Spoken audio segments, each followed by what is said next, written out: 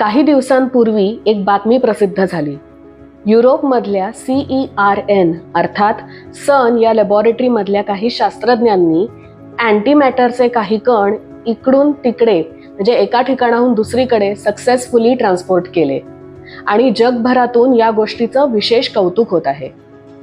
खरं तर अशी कुठल्याही प्रकारची वाहतूक आपल्यासाठी नवीन नाही.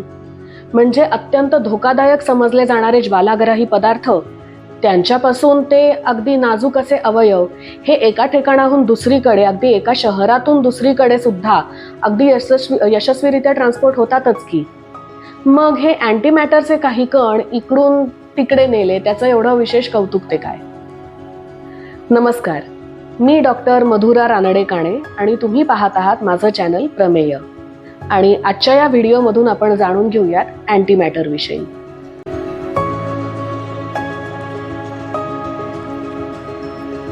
आपण जेव्हा स्वतःला आरशात पाहतो तेव्हा आपल्याला काय दिसतं? अगदी आपलंच रूप, जसंच्या तसं. म्हणजे तेच डोळे, तसंच नाक, तेच कान, तेच ओठ.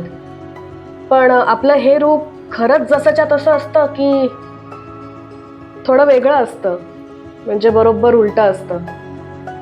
आता कल्पना करा की आपल्या आजूबाजूला असणाऱ्या दृश्य अदृश्य गोष्टींचं, कणांचं, अगदी अणुरेणूंचं सुद्धा असंच एक प्रतिरूप आहे. फक्त हे प्रतिरूप आरशापुरतं मर्यादित नसून, म्हणजे आभासी नसून, त्याचं स्वतंत्र असं अस्तित्व आहे. सायंटिफिक भाषेत या आपल्या खऱ्या रूपाला किंवा सुलट रूपाला म्हणतात मॅटर, तर ह्या आरशासारख्या दिसणाऱ्या रूपाला किंवा प्रतिरूपाला म्हणतात अँटीमॅटर. मॅटर प्रमाणेच अँटीमॅटर देखील भौतिकशास्त्राचे सगळे नियम पाळतं. म्हणजे त्याच्यावरही विविध फोर्सेस काम करतात. गुरुत्वाकर्षणामुळे अँटीमॅटर देखील मॅटर सारखंच खाली पडतं. ते सुद्धा मॅटर सारखेच अणुरेणू तयार करू शकतात. अँटीमॅटरलाही विद्युत भार असतो. मग जर ह्या दोघांचेही गुणधर्म मॅटर आणि अँटीमॅटरचे एवढे सारखे असतील तर याला अँटीमॅटर का म्हणावं? त्याचं एक विशेष कारण आहे.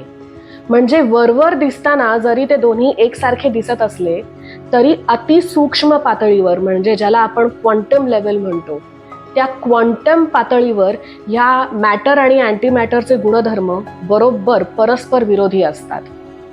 आणि या एका मूलभूत फरकामुळे मॅटर आणि अँटीमॅटर हे एकत्र कधीच राहू शकत नाहीत.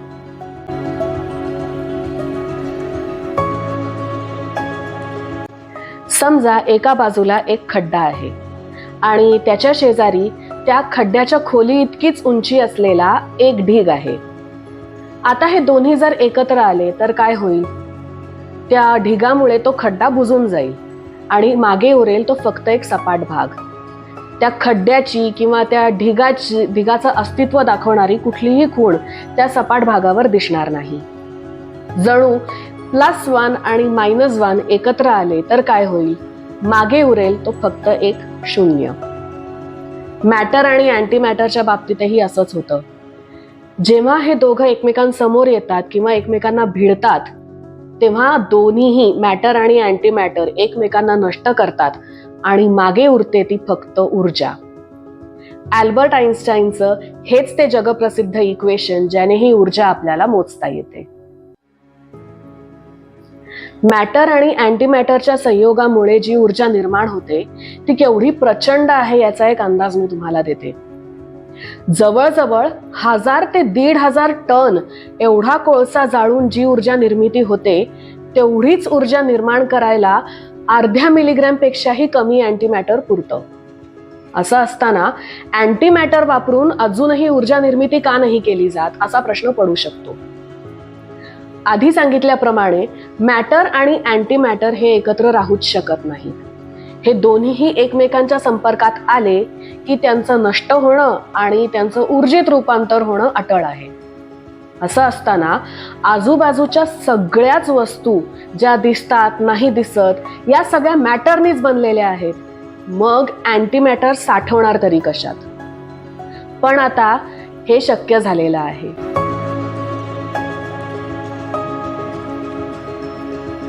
शास्त्रज्ञांनी 90च्या दशकातच प्रयोगशाळेत अँटीमॅटर बनवायला सुरुवात केली होती, पण आता त्यांना हे अँटीमॅटर साठवताही यायला लागलं आहे. या अँटीमॅटरचा मॅटरनी बनलेल्या हवेशीही संपर्क येणं धोकादायक होतं. म्हणून त्यांनी सर्वप्रथम काय केलं तर एक व्हॅक्यूम चेंबर तयार केला आणि या व्हॅक्यूम चेंबरलाच अतिशय शक्तिशाली असे मॅग्नेट्स जोडले. या मॅग्नेट्समुळे अँटीमॅटरचे हे कण त्या व्हॅक्यूम चेंबरच्या बरोबर मध्यभागी तरंगलेल्या अवस्थेत ठेवता आले. यामुळेच हे अँटीमॅटरचे कण कुठल्याही प्रकारे कुठल्याही स्वरूपाच्या मॅटरच्या संपर्कात येत नाहीत. आणि आता तर शास्त्रज्ञांनी हे अँटीमॅटरचे कण एका ठिकाणाहून दुसऱ्या ठिकाणी ट्रान्सपोर्ट करून एक मैलाचा दगडच गाठला आहे. भविष्यात नियंत्रित वातावरणात मॅटर आणि अँटीमॅटरचा संयोग घडवून आणून कदाचित ऊर्जा निर्मितीही शक्य होईल. पण दिल्ली अभी दूर है. तूर्तास शास्त्रज्ञांच्या या कामगिरीचा आपण कौतुक करूयात आणि let us celebrate the small win.